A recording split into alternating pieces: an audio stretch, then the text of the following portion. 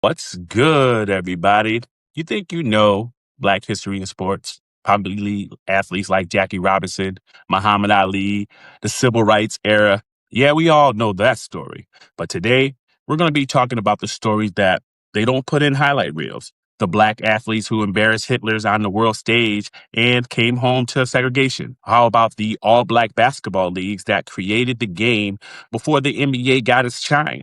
Or even how about the HBCUs built the football pipeline and changed the money that's in college sports? Now, this isn't going to be like a lecture. This is going to be strictly locker room talk, barbershop talk. This is basically After the Whistle podcast vibe. Let's get into it. All right, boom. Sports in America. It's never just been a game. It's been politics. It's been about culture. It's been about our identity.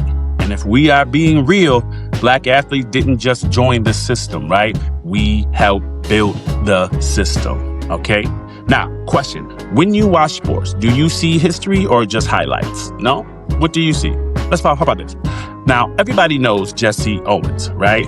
4 gold medals, Berlin, Hitler in the building, iconic. But here's what they don't tell you. There were 18 Black athletes on that team, and they all brought gold home. 14 medals. That's not just a moment. That's just domination for our country, for all of us. You had cats like Ralph Metcalf, basically the fastest man alive with Jesse. You had Cornelius Johnson, gold medalist, ignored by the Nazi regime. And what about the women? Titty Pickett, running for a country that still wouldn't let her live free. Think about that for a minute.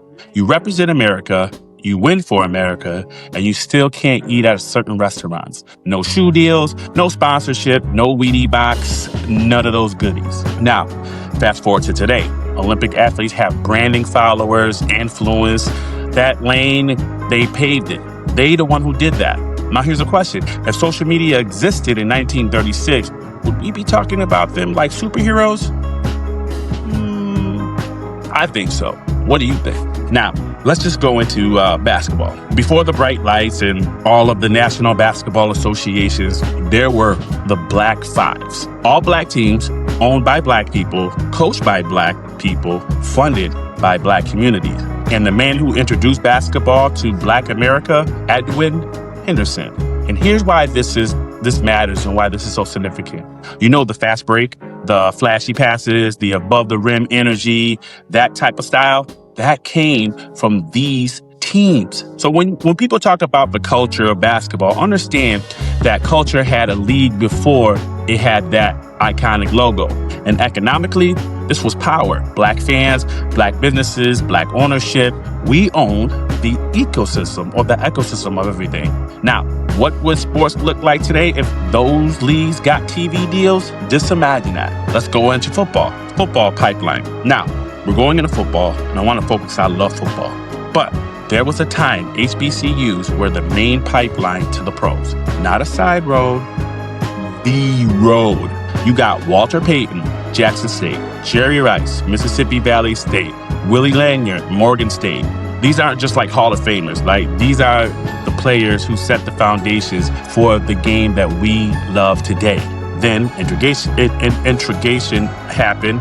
TV money shifts, exposure shifts, recruiting power shifts, talent disappeared.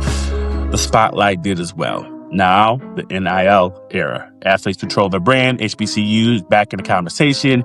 History doesn't disappear. It waits. It's just waited, and now we get our chance. Now, the question is, can HBCUs take back the real share of sports, money, and all that in today? Now, the evolution or the power of the athletes from Muhammad Ali saying, I am the greatest when it wasn't accepted, too cocky, to Colin Kaepernick risking his career by kneeling, to LeBron James building his own media empire while still playing the game. This is the evolution from no endorsements, owning their platform, being their own product, becoming the power, not being run by power. Think about that. So, in short, when you watch Sunday's games, do you see entertainers or history running in real time? Once you know this, you cannot watch sports the same way ever again. So, Black history in sports isn't about first. It's about foundation, the style, the culture, the global influence, the money, the voice. We didn't just play the game. We changed the game. Change the game. This is After the Whistle podcast, and I'm your host, Will King. And this is our African American History Month celebration in the world of sports. Thank you, and God bless.